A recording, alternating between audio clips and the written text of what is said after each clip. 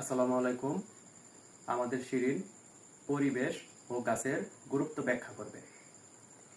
আমার নাম শিরিন, আমি তৃতীয় শ্রেণীতে পড়ি।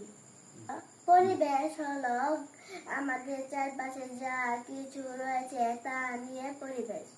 পরিবেশ দুই প্রকার, সামাজিক পরিবেশ ও প্রাকৃতিক পরিবেশ। সামাজিক পরিবেশ হলো ঘর বাড়ি, রাস্তাঘাট, কলকারখানা ইত্যাদি। প্রাকৃতিক পরিবেশ হলো গাছপালা, পশু পাখি, মাটি, মানুষ, মেঘ ইত্যাদি। গাছের গুরুত্ব।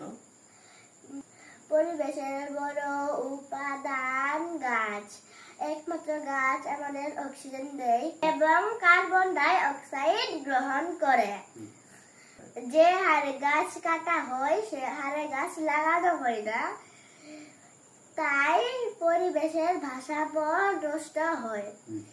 পরিবেশের ভারসাম্য রক্ষা করতে গাছ লাগাতে হবে।